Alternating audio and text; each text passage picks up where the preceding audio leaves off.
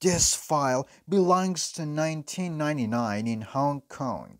A 14-year-old girl goes to the police station and tells them that a 20-year-old girl's spirit is haunting her and bothering her at night. Since the police usually don't deal with supernatural events and don't follow up on them, she knew that they won't take it seriously. But because she was a young girl, they listened to her until they finished speaking. The best thing they did was to listen to her because the identity of this unknown young girl remains anonymous. So I'll just refer to her as a 14-year-old girl in the story. This 14-year-old girl talks about the spirit of a woman who is almost 20 years old with blood all over her body.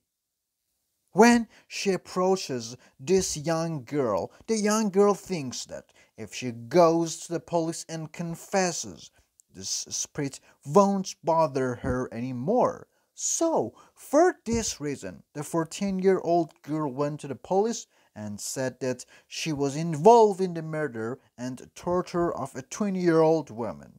And this spirit that comes to her is the same victim.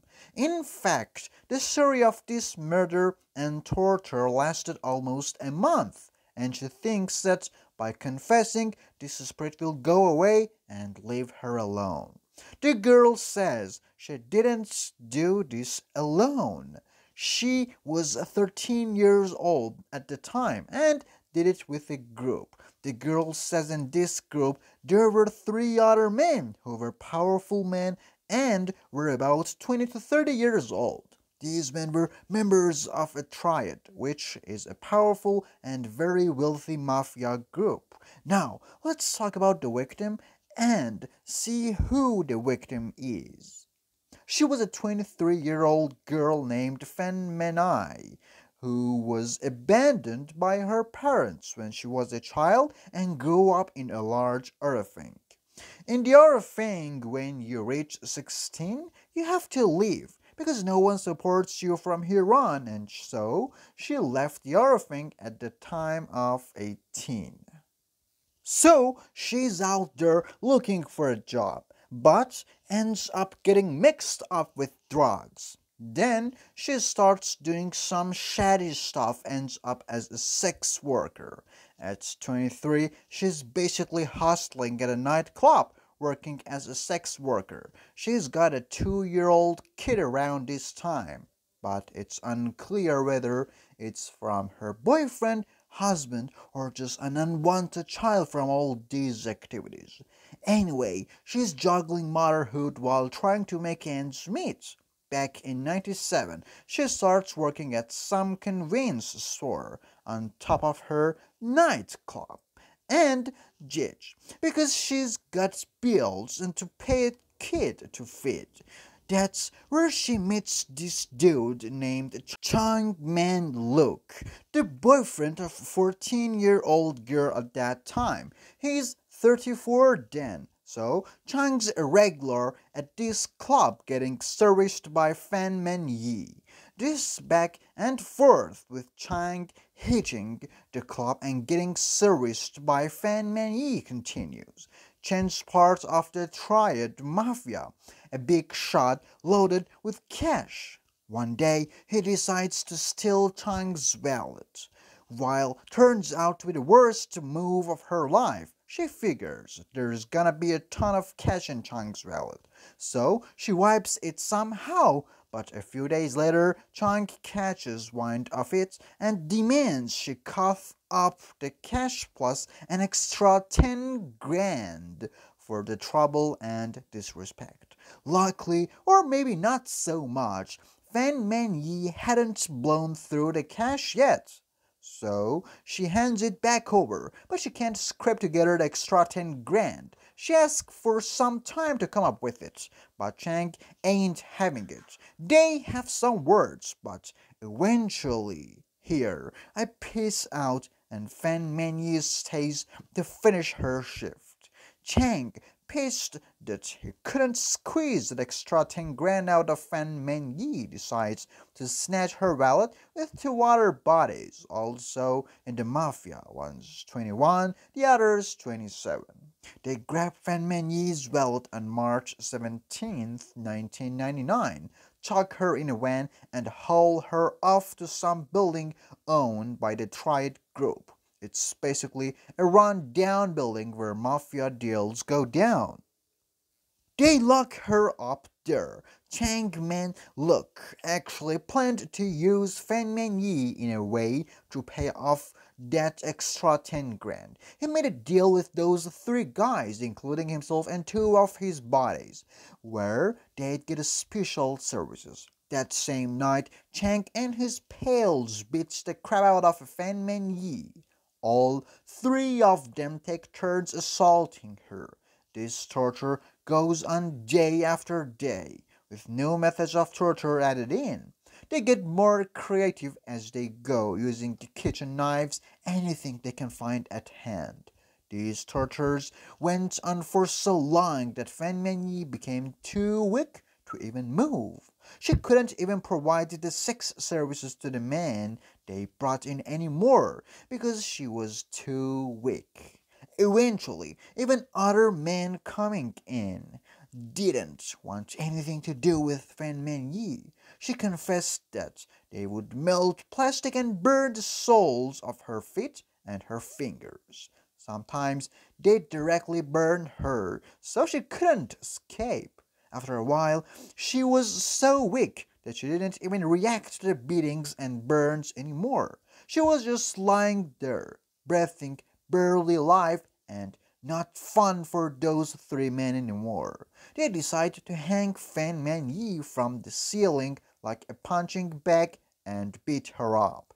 They thought this would be even more fun.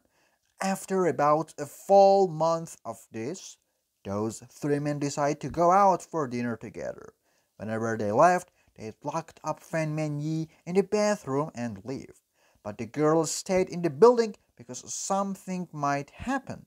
Anyway, they didn't take her with them. After a few hours, when those men were gone, the 14-year-old girl decides to check on Fan Man Yi and see what's up in the bathroom. She sees Fan Man Yi there, shocked, as those three men come back and see how messed up Fan Man Yi is. They didn't intend to kill her, and they hadn't planned anything. Now, I don't know if they really thought she'd survive, but they hadn't planned to kill her. The main guy, Man Look, comes up with something and tells his buddies, and they agree. Man Look tells his buddies that if they dismember Fan Man Yi's body, it would be harder to identify and find her. So, they agree.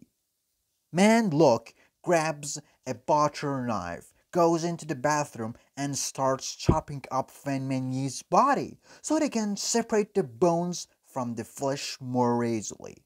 They throw big chunks of her body into a pot and cook it on the stove. They cook it up, and these three men empty out Fan Menyi's skull and head. They puts her empty skull into a doll and sew it back up. That's why case is called the doll case.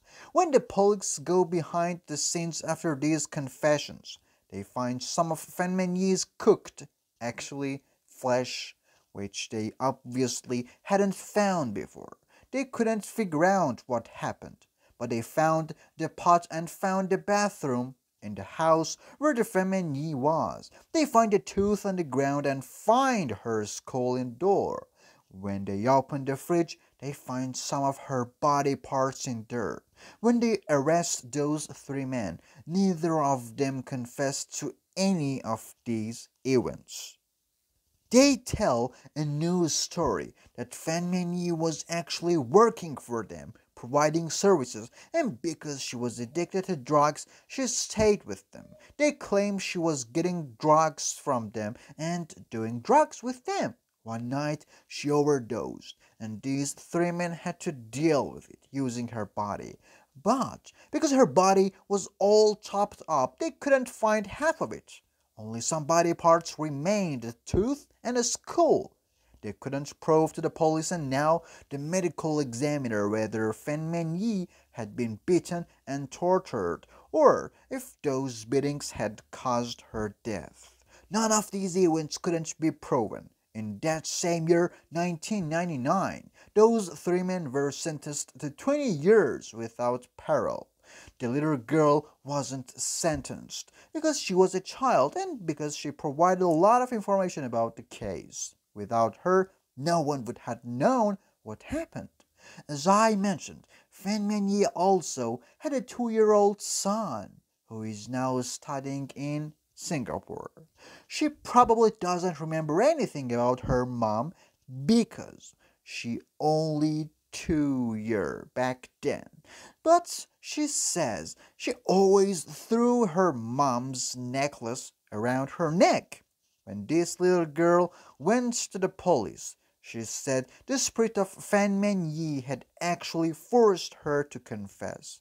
And every night she would come to her, along with some folks who were now investigating paranormal stuff and such, with gadgets, and decide to go to the police where the incident happened and investigate. After a lot of back and forth, they apparently heard some noises there. So the government demolished the police forever. Case closed. If you're into crime stories and documentaries, subscribe to our channel because we'll be posting loads of videos every day.